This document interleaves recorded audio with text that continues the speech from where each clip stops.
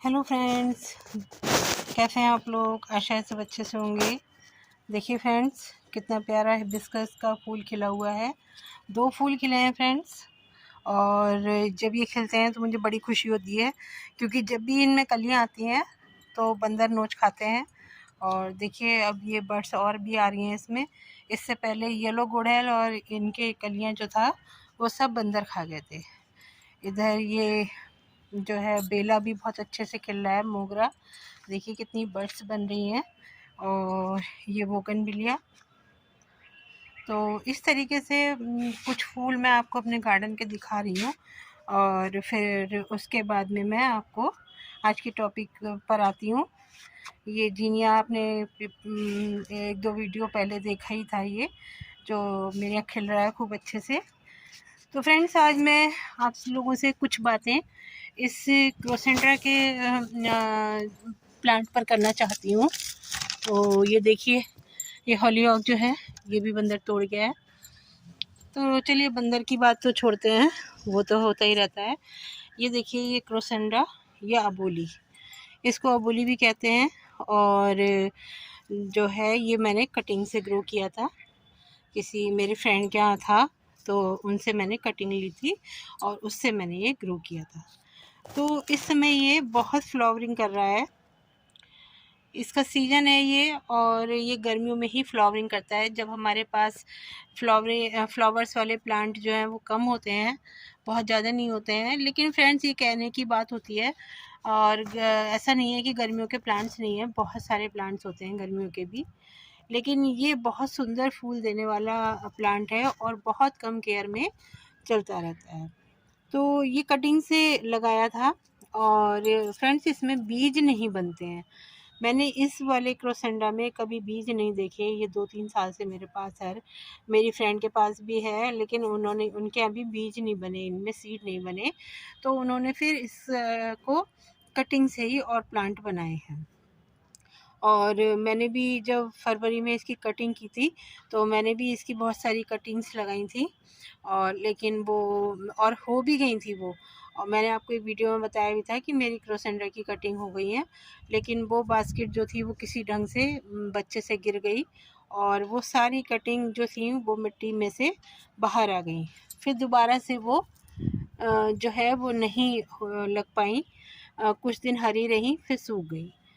तो देखिए इस तरीके से इसमें फूल आते हैं। आज मैं आपको ग्लव्स पहने हुए दिख रही होंगी, क्योंकि मैं अभी मिट्टी का काम कर रही थी और हाथ बहुत ख़राब हो गए हैं फ्रेंड्स। मुझे वैसे ही धूल मिट्टी से एलर्जी है और बिना ग्लव्स के काम करने से और ज़्यादा हो गई है। तो ये इस तरीके से इसमें फूल आते हैं। ये सारे स्पेंट हो गए हैं फूल। अब मैं कल इसको कट कर दूँगी। तो ये इस तरीके से इसमें थोड़े-थोड़े करके फूल खिलते हैं। देखिए, नीचे से खिलते हुए आते हैं और ऊपर जाके ये ख़त्म हो जाते हैं। तो फिर इसको काट देना चाहिए, तो यहाँ से फिर नई ब्रांच निकलेगी और उस पर फ्लावर आएगा। तो बीज नहीं बनते हैं, क्योंकि अगर बीज बनने होते तो हमको बीज भी मिल जाते, लेकिन सीड नहीं बनते हैं इसके। तो इसको कट करना ही सही रहता है। देखिए मेरे इसकी पत्तियाँ भी कितनी चमकदार हैं, कितनी शाइनिंग है इसमें। और बहुत हेल्दी प्लांट है ये। और पूरे दिन की धूप में ये रखा रहता है। यहाँ पर 3-4 बजे तक की धूप आती है, सुबह 6 बजे से। और 3 या 4 बजे यहाँ से धूप जाती है, तब तक की धूप में ये रखा रहता है। लेकिन बिल्कुल ऐसे ही रहता है ये। और बस पानी का थोड़ा सा ध्यान रखना पड़ता है कि बिल्कुल इसकी मिट्टी ना सूखे, वरना इसके पत्ते जो हैं वो लटक जाते हैं, मुरझा जाते हैं। लेकिन फिर पानी डालिए आप तो फिर ये सही हो जाते हैं। तो इसको पूरे दिन की आप धूप में रख सकते हैं। गर्मियों का पौधा है।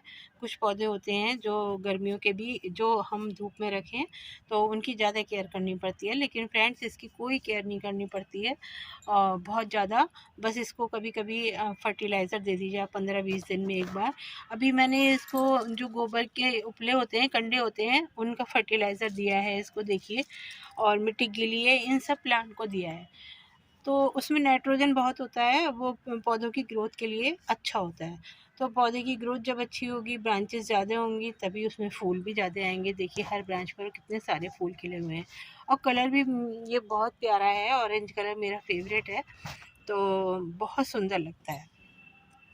मिट्टी इसकी वेल ड्रेन बनाए, बस इतनी जो है इसमें नमी रहे, थोड़ी थोड़ी इतनी ऐसी मिट्टी बनाएं। तो आप इसमें जो है वो 60% जो है मिट्टी ले लें गार्डन सॉइल, और बाकी 40% में आप अगर वेल ड्रेन मिट्टी नहीं है तो थोड़ी रेत मिला लें, और बाकी सारी कंपोस्ट ही इसमें मिलाएं। और थोड़ा सा फंजीसाइड भी मिला सकते हैं, वैसे इसमें फंगस का कोई अटैक नहीं होता है, लेकिन अगर मिलाना चाहे तो मिला सकते हैं। थोड़ी नीम खल मिला लीजिए। और इस समय डीएपी का कोई मतलब नहीं होता, फरवरी में जब हम रिपोर्टिंग करते हैं तब डीएपी भी डाल सकते हैं। पहले मुझे लगता था कि डीएपी शायद केमिकल है, लेकिन अब मुझे पता चल गया है कि डीएपी जो है वो केमिकल नहीं है, ऑर्गेनिक ही है। तो अब मैं भी यूज़ कर लेती हूँ उसका, तो वो पौधों की ग्रोथ के लिए बहुत अच्छा होता है।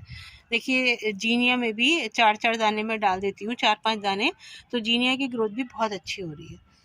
तो वैसे तो डीएपी का इस्तेमाल कम ही करती हूँ मैं, आपको पहले भी बताया है कि मैं उपलों का पानी जो है, उपले मैं भिगो देती हूँ 4-5 दिन के लिए, हफ्ते भर के लिए। तो उसके बाद में फिर मैं पानी उसका इसमें डालती हूँ। तो पानी थोड़ा डाइल्यूट कर लेती हूँ, क्योंकि उपलों का जो है वो कभी कभी गर्मी भी निकलती है, तो पानी थोड़ा डाइल्यूट कर लें, और कम से कम हफ्ते भर या 4-5 दिन तो भिगो ही लें उसको। तो उससे पौधों की ग्रोथ बहुत अच्छी होती है नाइट्रोजन होने की वजह से। तो देखिए कितना पत्तियों का कलर भी कितना अच्छा है, कितनी शाइनिंग है इसमें। तो और समय समय पर इसकी हल्की हल्की प्रूनिंग करते रहें। वैसे ये जो हम काटेंगे ये फूल स्पेंट हो गए हैं, तो बिल्कुल नीचे से जहाँ से आई हुई है ये वहीं से काटेंगे, तो वहाँ से न्यू ग्रोथ हो जाएगी। तो प्रूनिंग मतलब बहुत ज़्यादा प्रूनिंग नहीं करनी है, आप पिंचिंग जैसे कहते हैं वो कर सकते हैं, तो वहाँ से ब्रांच निकलेंगी। लेकिन मेरा तो जो है वो ऐसे ही प्लांट काफ़ी घना है। देखिए इसने पूरा गमला कवर कर लिया है, और ये गमला 12 इंच बाई 12 का है लगभग। तो पूरा गमला कवर कर लिया, और इस समय बहुत अच्छी फ्लावरिंग कर रहा है।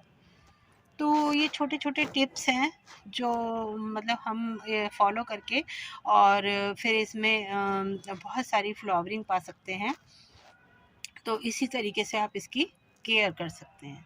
फरवरी में मैंने इसको रिपोर्ट किया था, तो बहुत अच्छी मिट्टी बनाई थी इसकी, और पहले ये छोटे गमले में था, फिर ये अब की बार ये बड़े गमले में किया है, क्योंकि इसके फ्लावर बहुत अच्छे होते हैं और इसको कम केयर चाहिए होती है। बीच बीच में कुछ फर्टिलाइज़र दे दें इसको तो सही है, जब और पौधों को देते हैं। कभी सब्जियों के छिलकों का मैं बनाती हूँ वो दे देती हूँ। अभी मैंने अपने गुड़हल में बनाना पील का दिया है, वो भी इसको दे सकते हैं। थोड़ा सा मैंने वो भी दिया था, थोड़ा उपलों का दिया था। तो बनाना पील, ऑरेंज और आलू के छिलके, प्याज के छिलके मैं सब एक साथ भिगो देती हूँ, और फिर उसमें उतना ही पानी मिलाकर मैं अपने प्लांट्स को देती हूँ। तो देखिए पिटूनिया भी कुछ कुछ अभी खिल रहे हैं, ये खिल रहे हैं। ये वाला आज पानी नहीं था, थोड़ा मुरझा गया है, और इधर भी खिल रहे हैं। लेकिन मौसम बहुत गर्म हो गया है, लेकिन 1-2 दिन से थोड़ी ठंडी ठंडी हवा चल रही है, शायद कहीं आसपास जो है वो बारिश वारिश हो रही है।